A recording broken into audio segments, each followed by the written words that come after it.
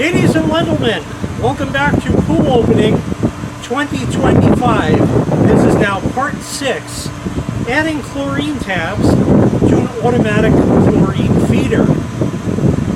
Okay, we're ready to go. Just to let you know, parts 1 through 6 are recorded in the same day, rapid fire, one after the next after the next.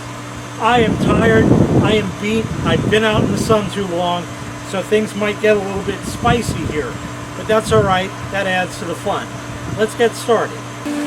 Just to go over everything right quick, we have the pumps hooked up, everything has been tested, everything works.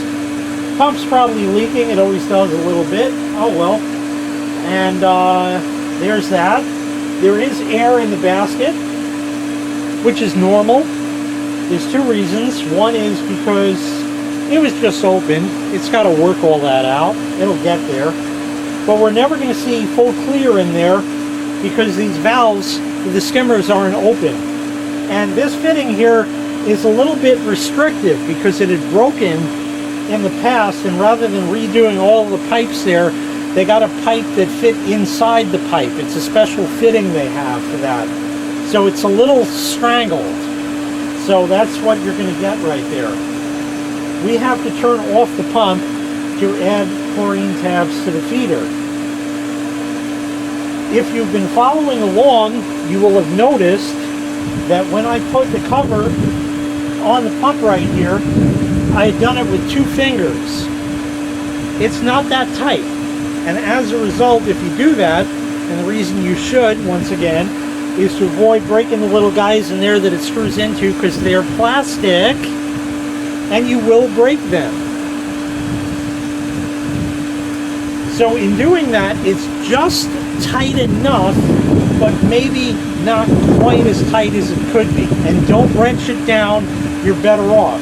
As a result of that, however, when I shut it off, it's going to be kind of a rush backwards, and the pump where the lid is might spit. It might not. I don't know. Here we go. We're going to shut it off. Yep, it spit. I don't know if you saw it. That's okay. Don't worry about it. The air gurgly sound is my solar vent coming in. Ignore it. It'll go away in a little bit. Here's a chlorine feeder. This is a Hayward. And yeah, we're in frame. We're good. We have to add chlorine to this. Now, a couple things. There's a drain over here, which I installed in part 3 of this series. If you missed that, there's a link in the prescription. There's a control over here on the side. Could be on the other side. Depends how your pool's set up. It goes from minimum to maximum. How much chlorine do I put in there? What do I set the setting to? Well, like I've been saying throughout this series, nobody has the answer. Everybody has an opinion, everybody thinks theirs doesn't stink, and everybody will be happy to tell you that their way is the right way, but that's actually wrong. It's just different opinions. Simple as that. You got to shut the pump down. We did that. And now we have to remove the lid. Now, this should just unscrew, and it probably will just unscrew. It wasn't very tight because that's how it's kept for the winter. If it is on there tight, they sell a tool that fits over the top here into these nubs like that, and it got a handle on it. You can just wrench it off like that.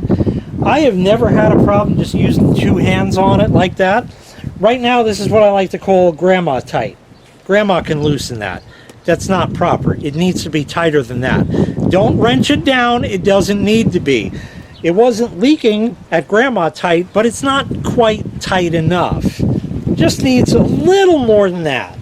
Just so grandma can't get it off and say, oh, there's chlorinated water. I can wash my undies in there. Okay? We've been there. We're going to open this up. It's a little stiff this year, just from not being taken off. Okay, this piece is separate from this piece. Here's a cap that comes out. You can tighten it up if you need to, if it gets loose. We don't need to. This is keyed. There's notches in it. So we need to line that up for it to go back. And yes, the label is coming off. Great. Okay. Obviously, it's empty. There's no chlorine in it. So let's start adding. And as I do that, I'll tell you how many to add, what the deal is, and we'll talk about chlorine tabs. Okay, now we're ready to add chlorine tabs.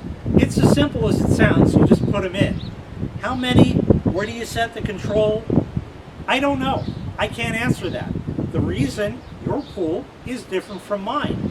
You got to figure out how many gallons are in the pool. There's calculators online, pool volume calculator. You could search that. I know that they haven't rolled Google out to the entire world, but it's there. You can use it, and you'll find one, and you can figure it out. And that'll give you an idea how much chlorine tabs to use. For the control on it, I put 6 tabs in every week, and it's been working great for 17 years. In the event we're going to have 90, 95 degrees all week, I'll throw a 7th one in. If it's going to be in the lower 70s and the water is, you're probably not going in, you could do 5. Save a little money, you know. So you just vary it from there. But leave the control set to maximum. This is chlorine, like I said. You're going to see people out there and they're going to say, oh, don't touch that, wear gloves. Oh, don't breathe that, you need a mask for that. Oh, you need all that. Okay, listen, I'm a rugged guy. There are a million ways to die. This is just one more. If I were doing this professionally, I am a professional because I've done it more than once. That's all a professional is, by the way. Think about it. If I was doing this and taking care of 8 pools a day, might not be a bad idea. But being exposed to it once a week for 12, 16 weeks, something like that, you're fine. Don't worry about it. So here we go. Here is a chlorine tab, 3-inch. The part they don't tell you is that. Now, we had this thing 5 years ago. You might have heard of it. It was called COVID, and the world was turned upside down. You probably remember. Before that, these were thicker. Not that thick. They were just a bit thicker. They've changed the tooling on these, so you get less for your money now. The prices also went sky high, at least here in the U.S., because we had one of the chlorine factories that was about 35% of the chlorine production for the U.S., and the prices skyrocketed. 50-pound bucket of this stuff was going for $2.50, and that was a good price. Now, I got it down to $1.85. That's a big, big difference. Way more money than it cost 17 years ago, but by the same token, look at the price of everything else. Okay, enough chit chat. Let's go ahead and put this in. These are pre-wrapped. Just open the wrapper up and go ahead and dump it in. I'm littering. Call the police. Folks, it's my own backyard. I don't want this shit on my lawn. And from part 3, hooking the pumps up, there was duct tape. I had to peel off everything. That's on the lawn too. When I'm done, I'm going to clean up. I don't want it on my lawn. It's just an easy way for the video, okay? Got to tell people this, because everybody jumps down your throat these days. We've heard of Karens, right? You aren't? Just, you stay there, I'll stay here, okay? We're good. No. It's okay. No, don't, no! That's it. I'm getting my phone out and recording vertically. Okay, let's start putting the rest of these in here. You got to be careful when putting these in because the water in here is going to splash. There's not much. It can happen. And I've been using this blue shirt for the pool. It's kind of a running gag for I don't know how many years now. 7, 8, 12, I don't know. And I've been careful. So just take a step back when you do that. Well, let's get the rest of these in right quick. Sometimes it can be a little crumbly. That's okay. Put the little crumbles in. You paid for it. It's all good stuff. Nothing wrong with it.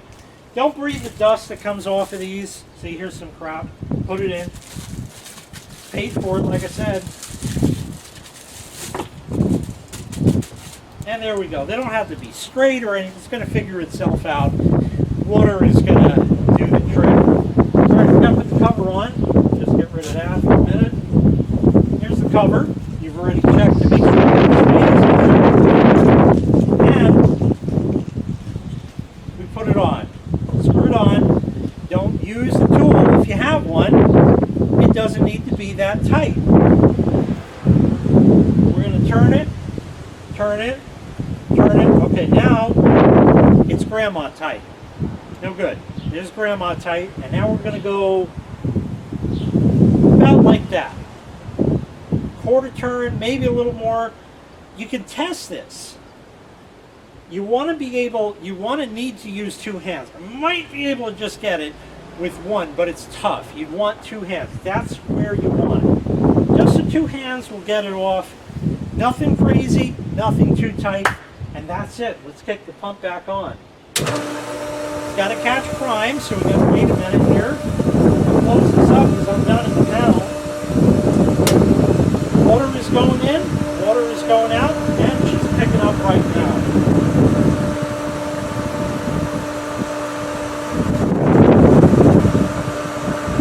We're almost there.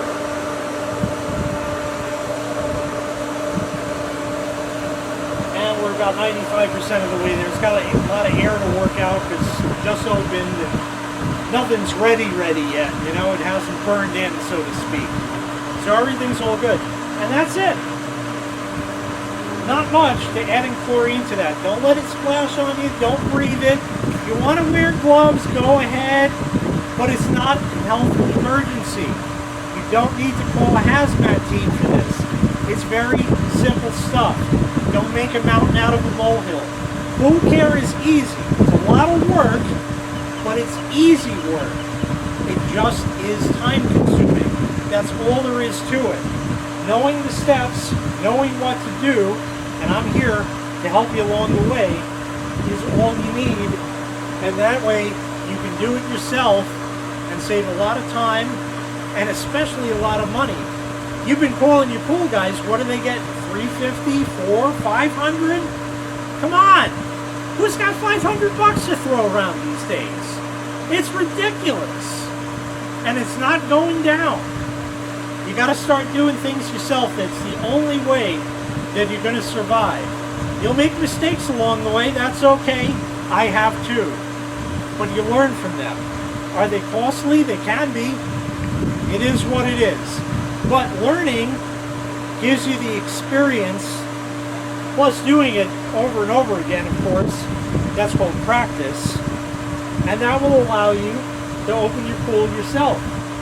So at this point, I am completely up against the wall. I can do no more with my pool now because I don't have enough water in it to open up the skimmers and start filtering and add shock and start vacuuming and all the other stuff that goes along with it. And that's great because it's going to take 2 or 3 more days of keeping the water on at least 12 hours a day to fill the pool up. And bonus, tomorrow and the next day it's going to rain. We're getting at least half an inch, if not even more than that, on the following day. So that's only going to help speed the process up. That's all I got for right now. We will come back with part 7, which I think is going to be opening the skimmers, because at that point I should have enough water in the pool. So when that happens, I can come back with that and we'll continue on with the series. You will see that, however, on the next scheduled day. Thank you so very kindly for watching. If you're new here, make sure you click the subscribe button. Click the like button as well. Ring the bell. You do it at Arby's. They like that. It does something on YouTube also. Thanks so much for watching. I appreciate all of you. And take care. We'll see you next time. Bye-bye.